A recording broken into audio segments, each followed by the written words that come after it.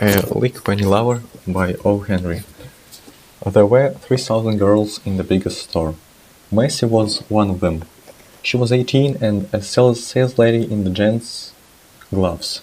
Here she became versed in two varieties of human beings: the kind of gents who buy their gloves in department stores and the kind of women who buy gloves for unfortunate gents. Beside this wide knowledge of the human species, Macy had acquired other information.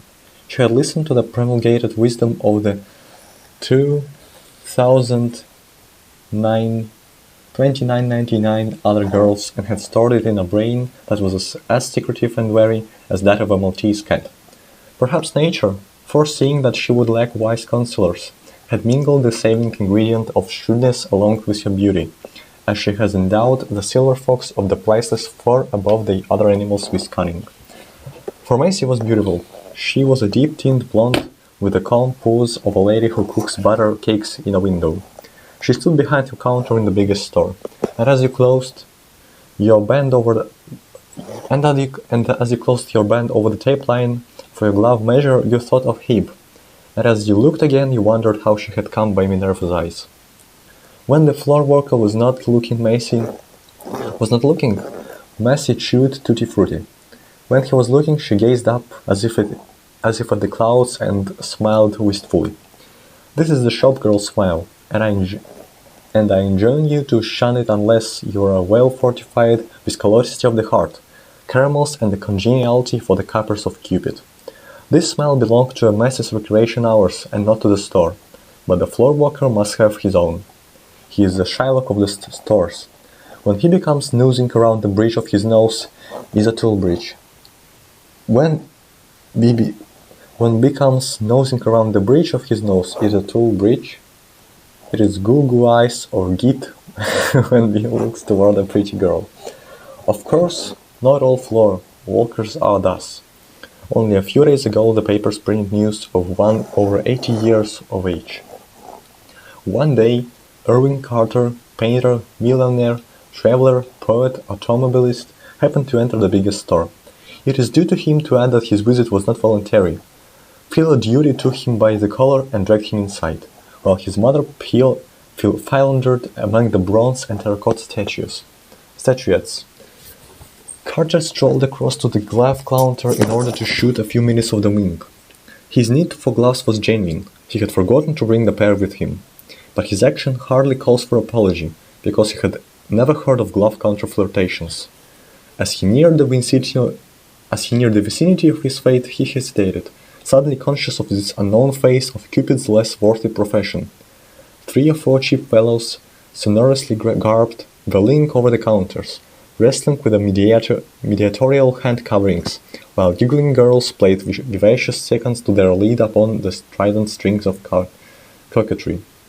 Carter would have retreated, but he had gone too far. Macy confronted him behind her counter with a questioning look in eyes as coldly, beautifully, warmly blue as the glint of summer sunshine on an iceberg drifting in southern seas. And then Irving Carter, painter, millionaire, etc., felt a warm flush rise to his aristocratically pale face. But not from diffidence. The blush was intellectual in origin. He knew in a moment that he stood in the ranks of the ready-made youths who wooed the giggling girls at other counters. Himself leaned against the oaken trusting place of a cockney Cupid with a desire in his heart for the favor of a glove salesgirl. He was no more than Bill and Jack and Mikey.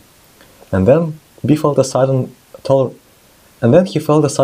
for them, and an elating, courageous contempt for the conventions upon which he had fed, and an unhesitating determination to have this perfect creature for his own. When the gloves were paid for and wrapped, the Carter lingered for a moment. The dimples at corners of Macy's damask mouth deepened. All gentlemen who bought gloves lingered in just that way. She curved an arm, showing like Sykes through her short waist sleeve, and rested an elbow upon the showcase edge. Carter had never before encountered a situation of which he hadn't been perfect master. But now he stood far more awkward than Bill or Jack or Mikey. He had no chance of meeting this beautiful girl socially. His mind struggled to recall the nature and habits of shop girls, as he had read of or heard of them. Somehow he had received the idea that they sometimes did not insist too strictly upon the regular channels of introduction. His heart beat loudly at the thought of proposing an unconventional meeting with this lovely and virginal being. But the tumult in his heart gave him courage.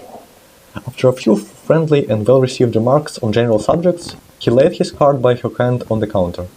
"Will you please pardon me," he said, "if I seem too bold, but I earnestly hope you will allow me the pleasure of seeing you again. There is my name. I assure you that it is with the greatest respect that I ask the favor of becoming one of your acquaintances. May I not hope for the privilege?" Macy knew men, especially men who buy gloves. Without hesitation, she looked him frankly and smilingly in the eyes and said, "Sure, I guess you're all right. I don't usually go out with strange gentlemen, though. It ain't quite ladylike. When should you want to see me again?" "As soon as I may," said Carter. "If you would allow me to call at your home, Macy laughed musically. "Oh, gee, no," she said emphatically. "If you could see our flat once.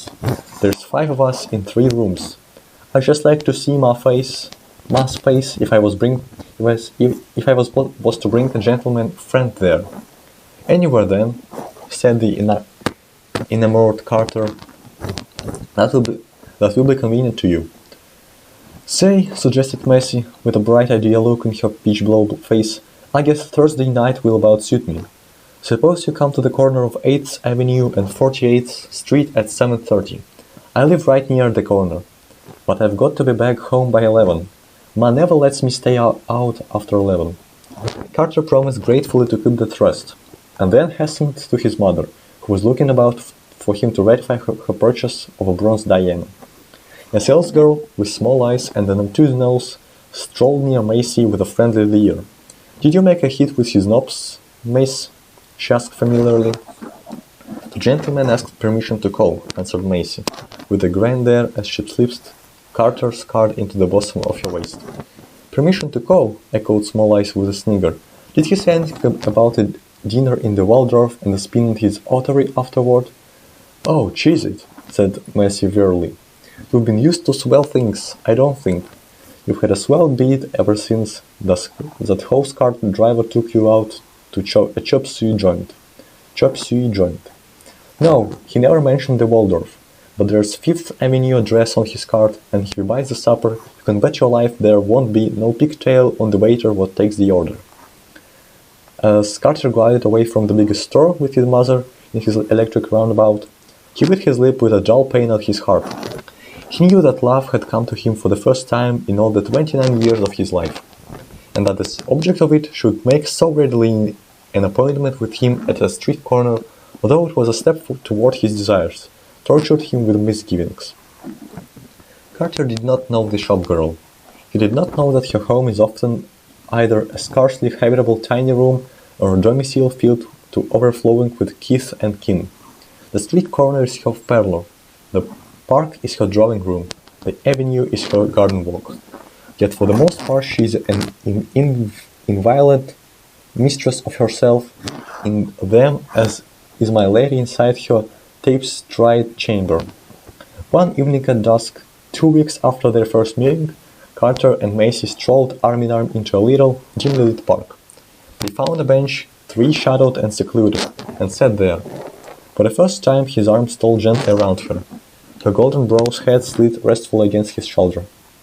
"Gee," sighed Macy, thankfully. "Why didn't you ever think of that before?" "Macy," said Carter earnestly, "you surely know that I love you. I ask you sincerely to marry me. You know me well enough by this time to have no doubts of me. I want you, and I must have you. I care nothing for the difference in our stations." "What is the difference?" asked Macy curiously. "Well, there isn't any," said Carter quickly, "except in the minds of foolish people. It is in my power to give you a life of luxury. My social position is beyond dispute, and my means are ample." "They all say that," remarked Macy. "It's the key they all give you. I suppose you really work in the delicatessen or follow the races." "I ain't as green as I look." "I can furnish you all the proofs you want," said Carter gently. "And I want you, Macy. I loved you the first day I saw you."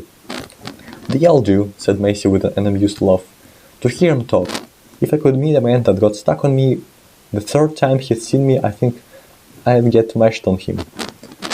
Don't say such things, pleaded Carter. Listen to me, dear. Ever since I first looked into your eyes, you have been the only woman in the world for me. Oh, and you the killer, smiled Macy. How many other girls did you ever tell that? But Carter persisted, and at length be reached the flimsy, flattering little soul of the shopgirl that existed somewhere deep down in her lovely bosom. His words penetrated the heart, whose very lightness was its safest armor. She looked up at him with eyes that saw, and a warm glow visited her cool cheeks. Tremblingly, awfully, her moth wings closed, and she seemed about to settle upon the flower of love. Some faint glimmer of life and its possibilities on the other side of the glove counter dawned upon her. Carter felt the change and crowded the opportunity. Marry me, Macy, he whispered softly, and we will go away from this ugly city to beautiful ones. We will forget work and business, and life will be one long holiday. I know where I should take you. I have been there often. Just think of a shore where summer is eternal, where the waves are always rippling on the lovely beach, and the people are happy and free as children. We will sail to those shores and remain there as long as you please. In one of those faraway cities there are grand and lovely palaces and towers full of beautiful pictures and statues. The streets of the city are water, and one travels about in... I know, said Macy, sitting up suddenly. Gondolas. Yes, smiled Carter. I thought so, said Macy. And then, continued Carter, we will travel on and see whatever we wish in the world. After the European cities, we will visit India and the ancient cities there, and ride on elephants, and see wonderful temples of the Hindus and Brahmins, and the Japanese gardens, and the camel trains, and chariot races in Persia, and all the queer sights of foreign countries. Don't you think you would like it, Macy? Macy rose to her feet. I think we had better be going home, she said coolly. It's getting late. Carter humored her. He had come to know her wearing thistle-down moods, and that it was useless to combat them. But he felt a certain happy triumph. He had felt for a moment, though but by a silken thread, the soul of his wild psyche, and hope was stronger within him. Once she had folded her wings, and her cool hand had closed about his own. At the biggest store the next day, Macy's chum Lulu waylaid her in an angle of the counter. How are you and your swell friend making it? She asked. Oh, him? Said Macy, patting her side curls. He ain't in it anymore. Say, Lou, what do you think that fellow wanted me to do? Go on the stage? Guessed Lulu breathlessly. Neat, he's too cheap a guy for that. He wanted me to marry him and go down to Coney Island for a wedding tour.